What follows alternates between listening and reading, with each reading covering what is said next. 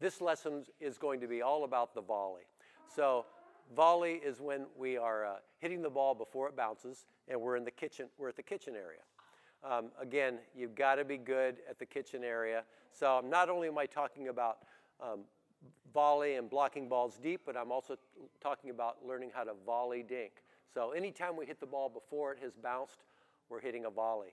Might even be a reset where you're resetting back into a dink from anywhere else in the court. But primarily we're gonna talk about volleying near the kitchen line. So here's what it looks like with some top players volleying.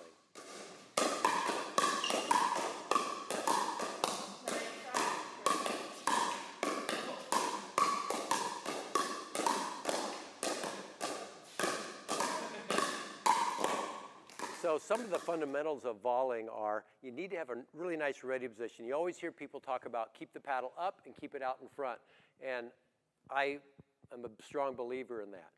You can have, there's different ready positions I've seen taught. I've seen totally neutral where your paddle is straight out in front.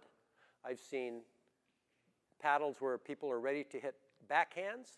And I've seen slightly where your paddle is a little bit biased to the backhand side. I like this one because I can still hit backhands and I can still hit a forehand, still pretty quick. The reason I like this one is because still most of the shots you hit at the net, especially if someone hits a fast ball at you or pops a ball at you, it's probably going to be a backhand. Whereas the baseline game is a forehand game, most of the time at the net, it's really a backhand game because I can hit all this with a backhand and this with a forehand. But again, nice ready position, keep everything short and out in front. That's one of the most important things. As soon as you know the ball is going to be to your backhand, preset your wrist. I like to teach the elbow pivot so I can do this rather than people turning sideways. If I turn sideways, the ball comes back here, I'm not going to be ready for it. So pretty much facing my target as I am hitting my forehands, keeping the ball out in front. Great activity for practicing volleys is just to get your partner directly across from you and do lots of cooperative volleys. So you're not really trying to blast the ball, you're just trying to keep the ball in play. As you do get better, you'll be able to speed up the play, but you're keeping things nice and short. Again, most all of these activities, you need a partner that's willing to do that with you. Get a partner and just volley cooperative as much as you can back and forth. So I'm going to try to model this the way it should be done. Small swings.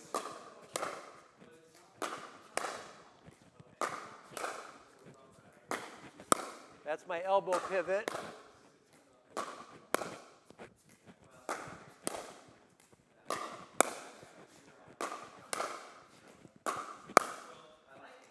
And so when I talk about an elbow pivot, the reason is because this gets me in a stronger wrist position.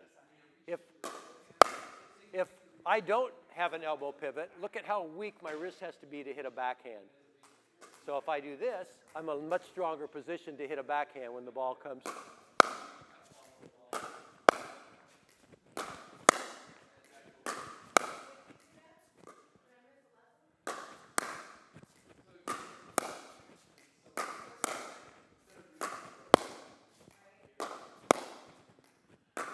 Whereas if I didn't have that elbow pivot, the only way for me to be in a strong position would be to turn sideways, and now they could hit me here.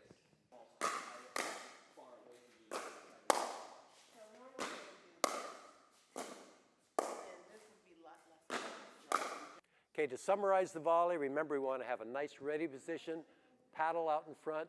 We want to keep backswing shorts and even follow through short so we can be ready for the next ball. Preset that wrist and block. Make you be like a wall that is just hitting that ball back every time.